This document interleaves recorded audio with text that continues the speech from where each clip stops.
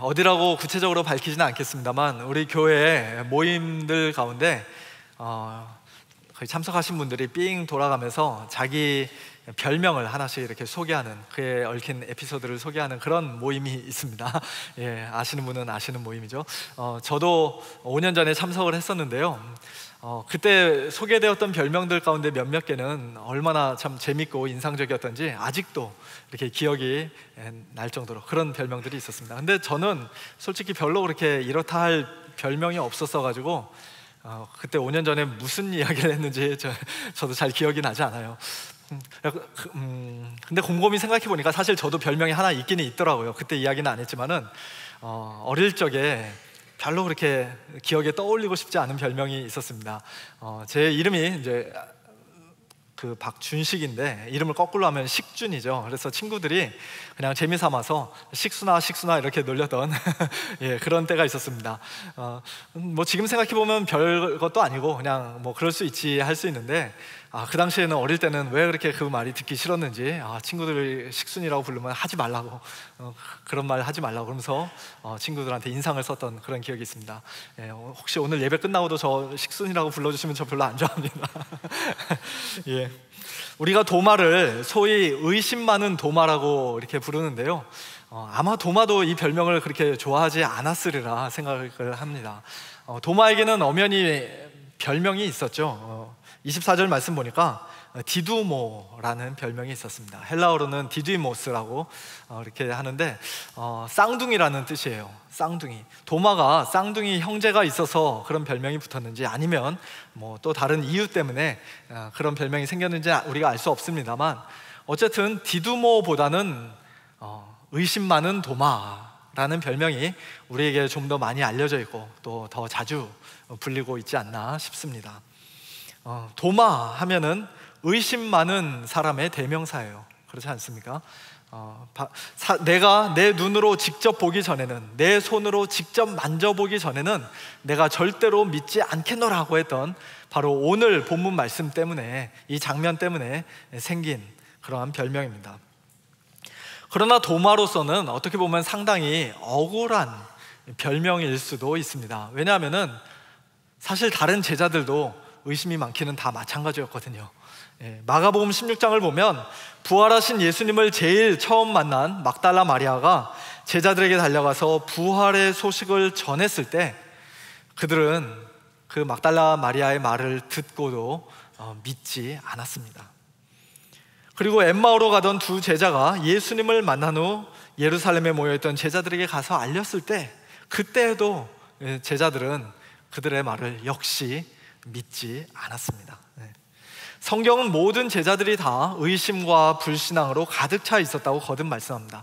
도마가 의심 많은 도마라고 불려야 한다면 다른 제자들도 다 마찬가지로 의심 많은 베드로, 의심 많은 요한, 의심 많은 야고보 그렇게 불려도 할 말이 없는 사람들이라는 것이죠. 그런데 그런 의심 많은 제자들을 예수님께서는 부활하신 날 저녁에 친히 찾아가서 만나 주셨고 또 그 장면이 오늘 본문 바로 앞에 있는 19절 이하에 자세히 기록되어 있는 것을 우리가 볼 수 있습니다. 19절 20절 보시면요, 이날 곧 안식 후 첫날 저녁 때에 제자들이 유대인들을 두려워하여 모인 곳의 문들을 닫았더니 예수께서 오사 가운데 서서 이르시되 너희에게 평강이 있을지어다 이 말씀을 하시고 손과 옆구리를 보이시니 제자들이 주를 보고 기뻐하더라. 이처럼 모든 제자가 사실은 다 처음에 의심이 많은 자들이었고 그들 역시도 예수님을 눈으로 보고 난 이후에야 믿을 수 있었지만 그럼에도 불구하고 오늘 본문에서 나타나고 있는 이 도마의 의심은 다른 제자들보다는 훨씬 더 강력하고 완고한 것이었음에는 틀림이 없습니다. 왜냐하면 일주일 전 도마가 없을 때 찾아오신 예수님을 먼저 만났던 다른 제자들이 도마에게 수도 없이 이야기를 했을 것이기 때문이죠. 25절 우리가 주를 보았노라 그렇게 말하지 않습니까? 한 번만이 아니라 아마도 하루에 여러 번 일주일 내내 이런 이야기를 했을 겁니다. 주님이 우리에게 나타나셨다. 우리가 주님의 손과 옆구리를 직접 봤다. 심지어는 만져보기도 했다. 뭐 얼마나 신이 나서 자세히 이야기를 했겠습니까? 제자들뿐만 아니라 막달라 마리아도 또 함께 있었던 여인들도, 그리고 엠마오로 가던 그 두 제자도 모두가 다 도마에게 똑같은 이야기를 일주일 내내 했을 것입니다. 그러나 도마는 그들의 모든 말을 완전히 무시해버리죠. 귀를 막고서는 조금도 들으려 하지 않습니다. 정말 그런가 한 번쯤은 깊이 생각해 볼 만도 한데, 사흘 만에 내가 다시 살아날 것이라 하고 일찍 예수님이 말씀하셨던 그 말씀을 한 번쯤은 머리에 떠올려 볼 만도 한데, 도마는 꿈쩍도 하지 않고 끝까지 고집을 부립니다. 너희가 아무리 예수님 봤다고 침을 튀기며 내게 말해도 나한테는 소용없어. 나한테는 안 통해. 내가 직접 보고 내가 직접 만져보기 전에는 나는 절대로 안 믿을 거야. 다른 제자들은 다 헛것을 본 것이고 그들이 하는 이야기는 다 헛소리라는 것이죠. 사랑하는 성도 여러분, 이런 도마의 모습은 단순히 의심이 좀 많은 그런 정도가 아니지 않습니까? 소위 말하는 합리적인 의심이라고 보기 어렵습니다. 믿을 만한 동료 제자들의 한결같은 증언을 완전히 무시한 채 오직 내가 직접 그렇게 자기 자신이 유일하고도 절대적인 판단 기준이 되어서 모든 것을 판단해 보겠다는 이런 자세는 사실은 엄청난 교만이고 아주 완고한 고집인 것이죠.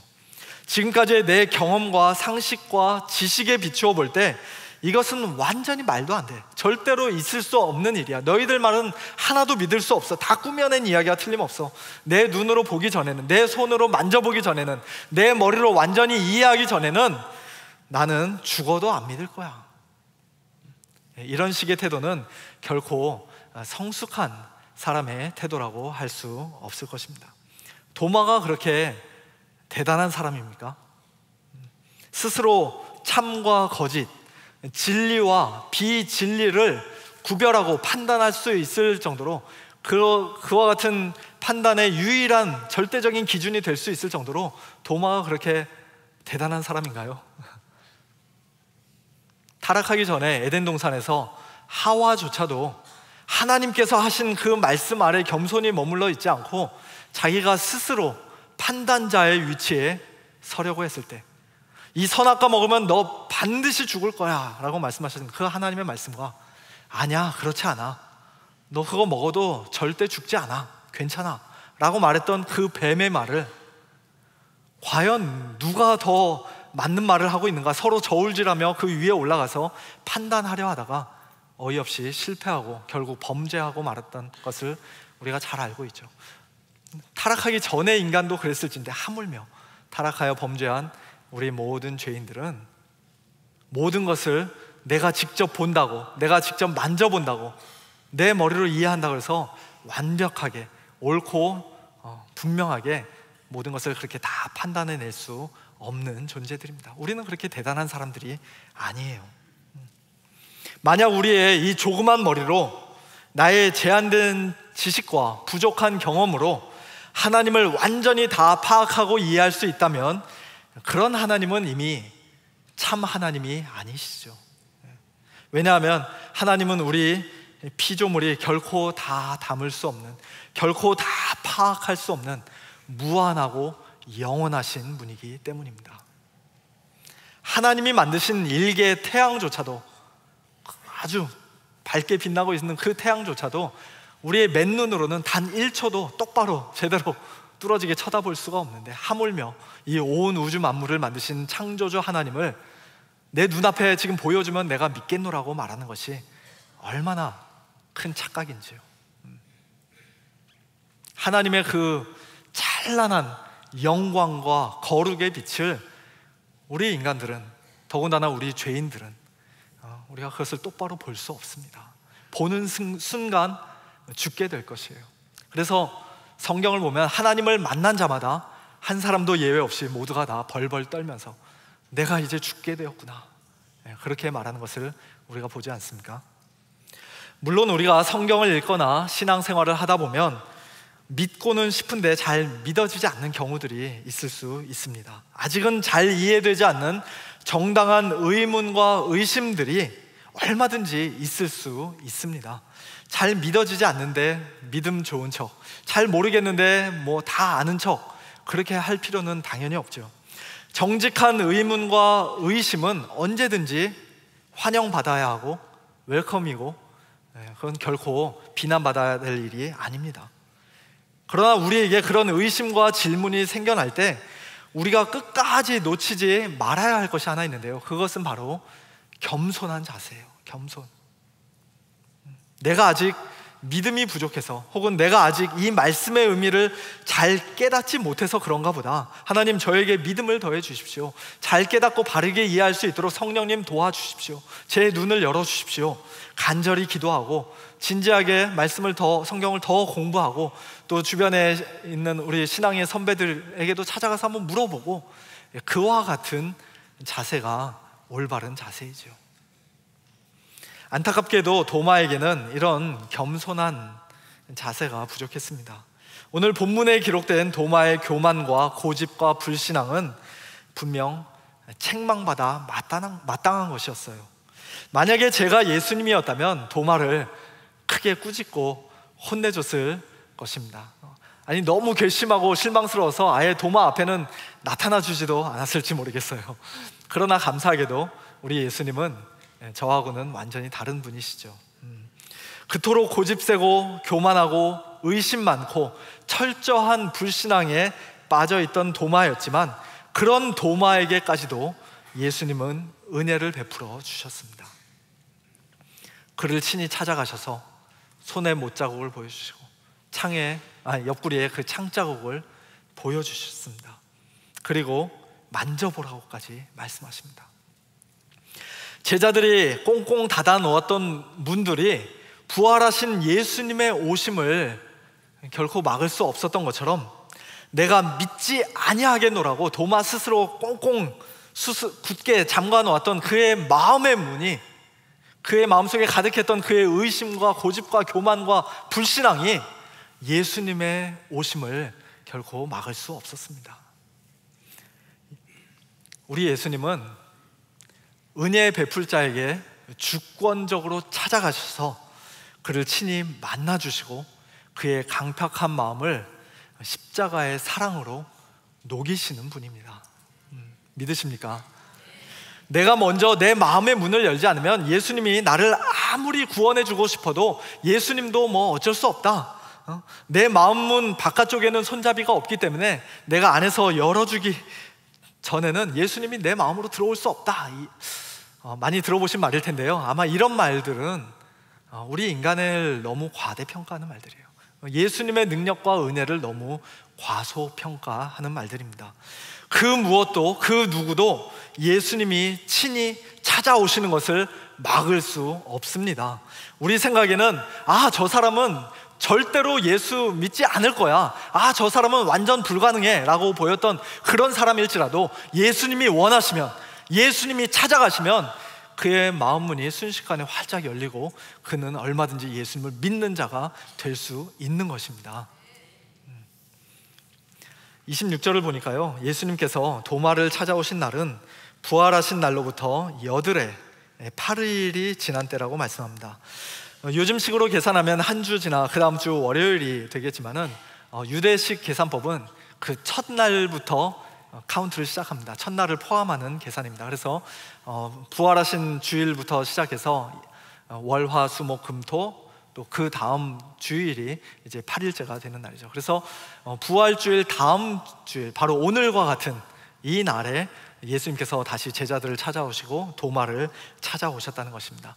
지난 주일날 우리가 새생명 축제도 하고 부활주일 예배 드렸습니다만, 혹시 이런저런 사정으로 예배 자리에 못 나오셔서 부활하신 예수님을 못 만나신 분이 계시다면, 오늘은 그 예수님, 다시 찾아오신 예수님을 꼭 만나실 수 있기를 바랍니다. 물론 매일 매순간 주님께서 우리와 항상 함께 하시죠. 그러나 이렇게 그 주일날 2번으로 연속 예수님께서 제자들에게 나타나셨다라는 사실은 상당히 큰 의미가 있는 것 같아요. 주의 날에 이렇게 하나님의 백성들이 함께 모여 예배드리는 것이 얼마나 중요한가, 그걸 예수님께서 간접적으로 우리에게 말씀해 주시는 것이라고도 할 수 있겠습니다. 아까 말씀드린 대로 물론 매일 매순간 주님께서 우리와 항상 함께 하시지만, 그러나 매주일 이렇게 예배로, 공식적인 예배로 주의 백성들이 함께 모여 있을 때 예수님께서는 특별한 방식으로 우리를 찾아오시고 또 우리와 함께 하시는 것을 믿으시기 바랍니다. 이것은 어떻게 집에서 영상으로 대신할 수 없는 것이에요. 사정상 어쩔 수 없이 영상으로 예배 드리시는 분들이 계시겠습니다만, 그러나 이 자리에 나와서 함께 예배 드리는 것은 영상으로 대체할 수 없는 것입니다.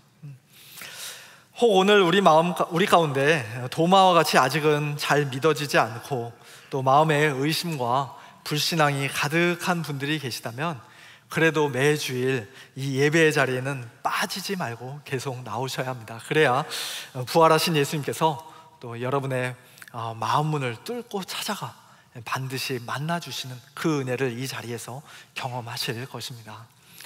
자, 일주일 뒤 제자들을 다시 찾아오신 예수님께서는 특별히 도마를 위해 일부러 이전과 똑같은 상황을 다시 한번 재현해 주셨어요. 우리 예수님께서는 참 상황극을 잘 하시는 분인 것 같습니다. 요한복음 21장 보면은 베드로를 다시 찾아가 주실 때도 숯불을 피우시고, 이전에 숯불 앞에서 예수님을 부인했던 그 상황이 생각나도록 똑같은 그런 세팅을 만들어 놓으시고 3번을 물으시는 그런 장면을 우리가 잘 알고 있는데요, 오늘 예수님께서 다시 찾아오시는 이 장면도 일주일 전에 있었던 장면과 똑같은 장면이죠. 문들이 닫혀 있는 상황 가운데 예수님께서 오셔서 가운데 서셔서 너희에게 평강이 있을지어다, 그 말을 듣는 순간, 그러한 세팅 가운데 예수님이 오신 것을 보는 순간 도마는 친구들이 했던 그 말이 사실이었구나, 내가 정말 괜한 고집을 부렸구나 라는 것을 깨달았을 것입니다. 얼마나 당황스럽고 또 부끄러웠을까요? 친구들의 얼굴을, 동료 제자들의 얼굴을 보기가 민망했을 것이고, 무엇보다도 예수님의 얼굴을 쳐다볼 용기가 나지 않았을 것입니다. 그런데 예수님께서 이번에는 도마 한 사람에게만 콕 집어서 말씀하십니다. 27절, 내 손가락을 이리 내밀어 내 손을 보고 내 손을 내밀어 내 옆구리에 놓아보라. 한번 생각해 보십시오. 이 말씀을 듣는 도마의 마음이 어땠을까요? 아마도 너무 놀라서 기절할 지경이지 않았을까 싶습니다. 왜냐하면 자기가 일찍이 다른 제자들에게 했던 말이, 내가 그의 손에 못자국을 보며 내 손가락을 그 못자국에 넣으며 내 손을 그 옆구리에 넣어보지 않고는 믿지 않겠다고 했던 그 말이었기 때문입니다. 그렇게 말할 때 그 자리에 분명히 예수님이 안 계셨는데, 예수님이 들으셨을 리가 없는데, 자기의 그 말을 예수님이 이미 다 알고 계셨던 것이죠. 그런 말을 하는 도마가 얼마나 고집세고 교만하고 불신앙으로 가득 차 있었는지도 예수님은 이미 다 알고 계셨던 것입니다. 그럼에도 불구하고 예수님은 그런 도마를 용서해 주세요. 용서해 주십니다. 친히 자신의 손과 옆구리를 도마에게 내어주시며 네 눈으로 직접 보라고, 네 손으로 직접 만져보라고, 옆구리에 손을 한번 넣어보라고 그렇게 말씀하십니다. 그리하여 그렇게 해서라도 믿음 없는 자가 되지 말고 믿는 자가 되라고 말씀하십니다. 인터넷에 의심 많은 도마, 영어로는 다우팅 토마스 그렇게 치면요, 검색해 보면 오늘 이 장면을 그린 그림들을 많이 볼 수가 있습니다. 근데 거의 대부분의 그림들이 저 화면에 보이는 것처럼 도마가 예수님 옆구리 상처에 손가락을 집어넣고 있는 그런 장면을 그리고 있어요. 그런데 여러분, 도마가 정말 저렇게 했을까요? 저는 그게 상당히 궁금한데요. 항상 궁금해왔는데, 여러분이 도마라면 예수님이 한번 넣어봐라 했을 때 예수님 앞으로 알겠습니다 하면서 슬금슬금 걸어가서 거기다 한번 손 넣었다 뺐다 한번 그렇게 하시겠습니까? 예. 성경에서 뭐 도마가 손을 넣어봤다 안 넣었다 그런 말은 없으니까 우리가 분명히 알 수는 없습니다만, 아마도 아마도 부활하신 예수님을 만난 도마는 예수님의 모습을 보고 예수님의 음성을 듣는 순간 그 못자국에 굳이 손가락을 넣어보지 않아도, 그 옆구리에 굳이 손을 넣어보지 않아도 이미 믿는 자로 바뀌어 있었을 것입니다. 29절에서 예수님이 너는 나를 만져본 고로 믿느냐 그러지 않으시고 너는 나를 본 고로 믿느냐 그렇게 말씀하시죠. 굳이 도마로서는 더 이상 만져볼 필요가 없었지 않았을까 그렇게 생각을 해봅니다. 어쨌든 만져봤든 안 만져봤든 부활하신 예수님을 만난 도마는 드디어 자기의 고집과 교만을 다 내려놓고 자기의 의심과 불신앙을 내어 던지고 완전히 두 손 들고 항복하면서 이제 예수님을 믿게 됩니다. 그가 스스로 믿는 게 맞을까 안 믿는 게 맞을까 믿기로 그래 결정하자 뭐 그렇게 결단했다기보다는 오히려 믿어졌다라는 표현이 더 맞는 것 같아요. 믿어졌다.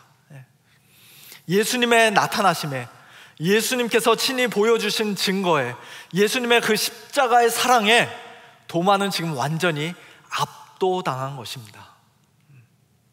오늘 우리도 마찬가지 아닙니까? 내가 이제 예수님을 믿겠습니다 라고 내 입장에서는 마치 내가 결단해서 믿은 것처럼 보일지라도 그렇게 진실한 입술의 고백이 나오기까지 내 안에서 이미 엄청난 일들이 일어난 것이죠.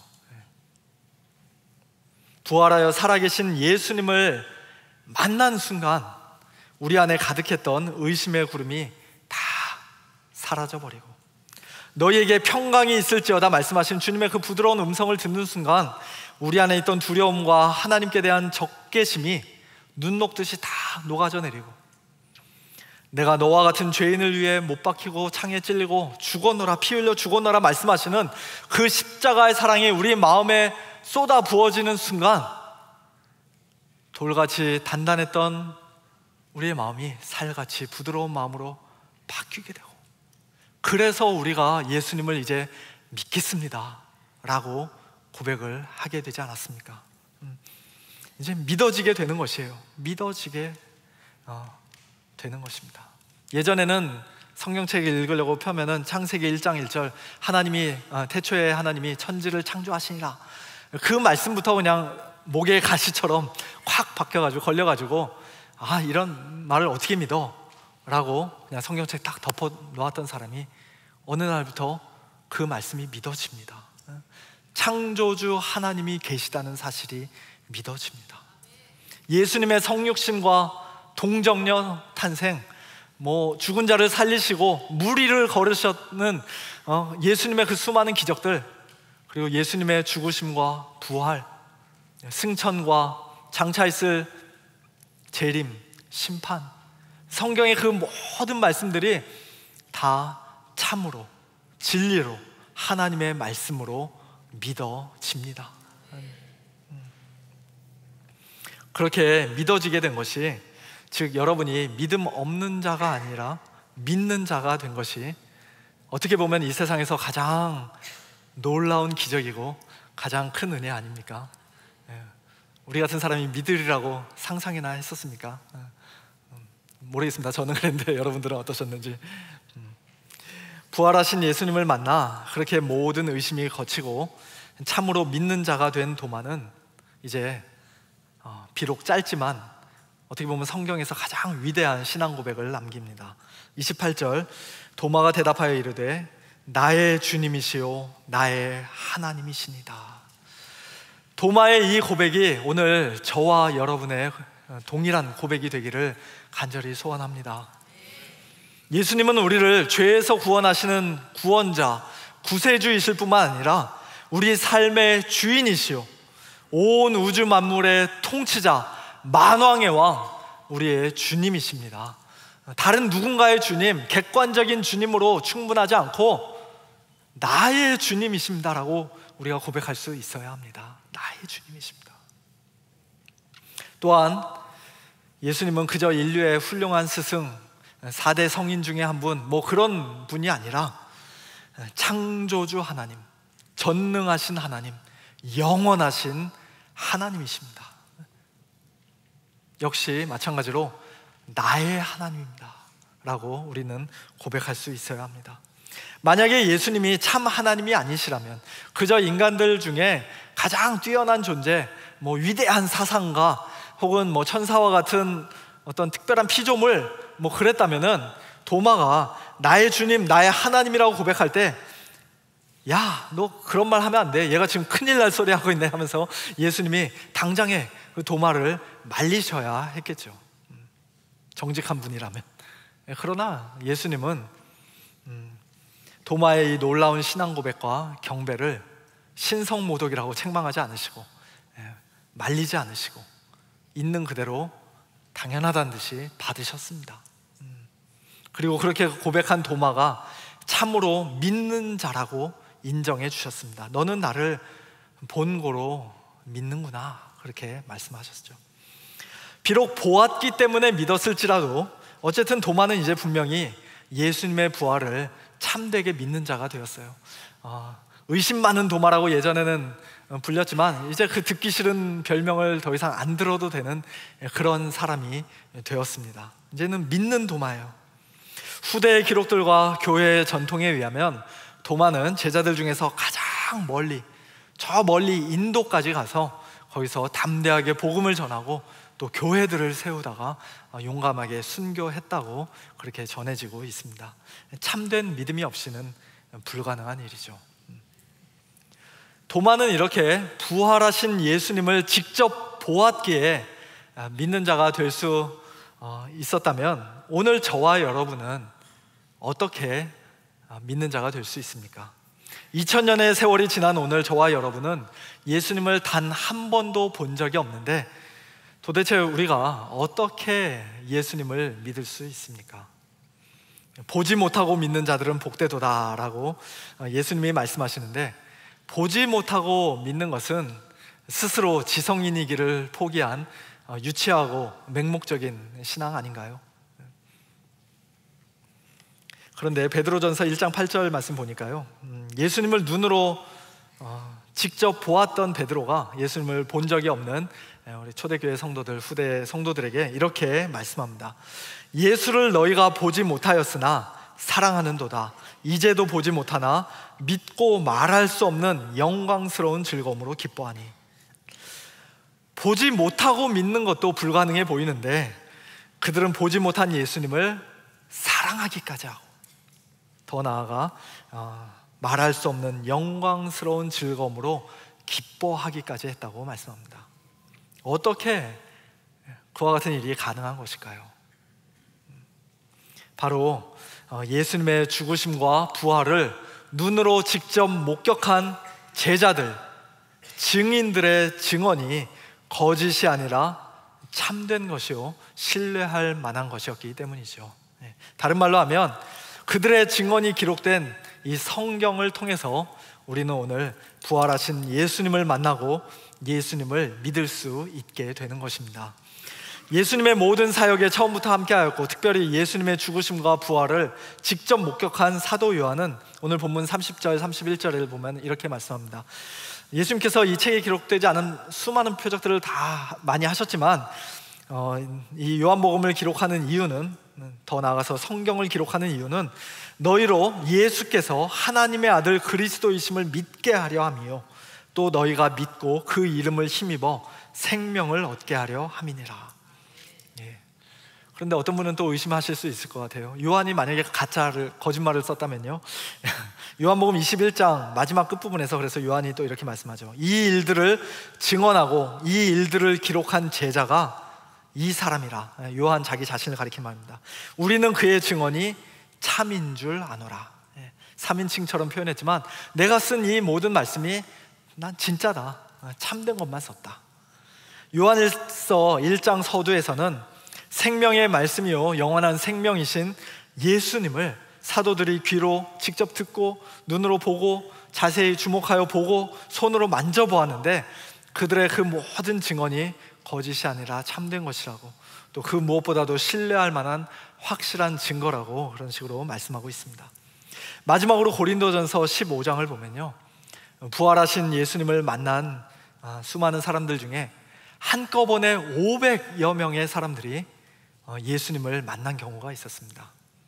고린도전서는 예수님이 부활하시고 나서 20년 좀 넘게, 30년 채 안 되게 그 어간에 쓰여진 편지입니다. 그렇기 때문에 그들 중에 아직 지금까지 대다수는 살아있다라고 사도 바울이 말씀하고 있는 것이죠. 내 말을 정 못 믿겠다면 그 사람들 연락처 알려줄 테니까 한번 찾아가서 직접 물어보라는 식으로 지금 사도 바울이 말씀하는 것입니다. 여러분, 30년 전에 어디서 무엇을 하고 계셨습니까?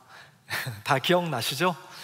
만약에 그때 일을 책으로 써야 된다라고 한다면 그냥 막 내 마음대로 막 꾸며서 말도 안 되게 그렇게 나를 높이기 위해서 멋진 말들만 미화해서 거의 신격화해서 그렇게 쓸 수 없을 것입니다. 수많은 증인들이 있으니까요. 제가 그때 정말 인기가 많았거든요. 그래서 수많은 사람들이 저 좋다고 막 줄을 서면서 쫓아다녔는데 제가 그 중에서도 딱 골라가지고 제 아내하고만 이렇게 결혼을 했다라고 말한다면 믿으시겠습니까? 예. 미스 코리아도 마다하고 제 아내가 제일 사랑스러워서 결혼해줬다 그러면 제 아내가 정말 저한테 고마워할까요? 코웃음 치겠죠. 웃기지 말라고. 전화 한두 통만 돌리면 요즘 세상에는 팩트 체크 들어가면 얼마든지 다 사실을 파악할 수 있는 그런 시대죠. 옛날에는 비록 전화가 없었고 인터넷이 없었다 할지라도 수많은 증인들이 있는 시대에 그렇게 함부로 거짓말을 성경으로 쓸 수가 없었다는 것입니다. 오늘 우리 손에 주어진 성경은 충분히 신뢰할 만한 증인들의 증언입니다.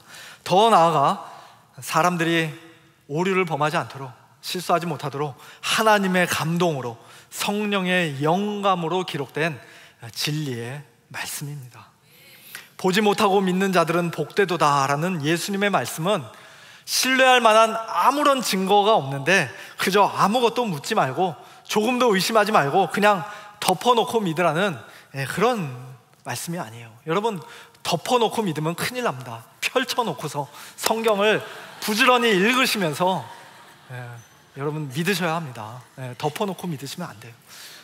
예배 시간에 선포되는 말씀도 여러분 은혜를 사모하는 마음으로 귀 기울여서 들으셔야 합니다. 로마서 10장 17절에 유명한 말씀이 있는데요, 이 한 구절만 살펴보고 오늘 말씀을 마치겠습니다. 우리 한번 다 같이 한 목소리를 읽어볼까요? 시작. 그러므로 믿음은 들음에서 나며 들음은 그리스도의 말씀으로 말미암았느니라. 아멘. 참된 믿음은 예수님을 꿈속에서나 환상 중에 만나고 내가 신기한 것 보고 듣고 그러는 가운데 생기는 것이 아닙니다. 참된 믿음은 도저히 고칠 수 없는 불치병이 낫고 심지어는 죽은 자가 살아나는 그런 놀라운 기적들을 내가 직접 경험하거나 눈으로 본다고 해서 생겨나는 것이 아닙니다. 참된 믿음은 오직 말씀, 그리스도의 말씀을 들음으로써 생겨나는 것이죠. 그리스도의 말씀이라는 표현은 그리스도에 관한 말씀, 복음일 뿐만 아니라 살아계신 그리스도께서 친히 하시는 말씀이라는 뜻도 됩니다. 기록된 하나님의 말씀인 성경을 통해서 그리스도께서는 오늘도 우리에게 친히 말씀하십니다.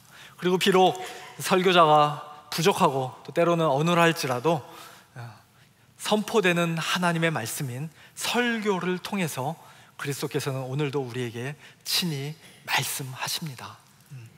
그렇게 그리스도의 말씀이 우리 귀에 들려질 때 성령께서 그 말씀과 더불어 역사하셔서 우리 안에 참된 믿음을 만들어 주시고 또 연약한 자들의 믿음은 강건케 하시는 것이죠. 그와 같은 그리스도의 말씀을 듣는 가운데 2000년 전 부활하신 예수님, 그러나 오늘도 살아계신 예수님을 인격적으로 만나고 진정으로 믿게 된 자들은, 그래서 예수님을 하나님의 아들 그리스도로 또 나의 주님, 나의 하나님이라고 고백하는 자들은 누구든지 예수님의 그 이름을 힘입어 생명을 얻고 영생을 누리는 이 세상에서 가장 복된 자들이 되는 것입니다. 아무쪼록 이 자리에 나오신 우리 모든 분들 가운데 단 한 분도 예외 없이 모두가 다 이러한 복된 자들로 우리 주님 앞에 서실 수 있기를 우리 주님의 이름으로 간절히 축원합니다. 아멘. 이 시간 우리 말씀을 생각하면서 우리 찬송가 이 눈에 아무신 거 아니 배워도 우리 1절과 2절만 함께 찬송하고 잠시 우리 같이 기도하는 시간을 갖겠습니다.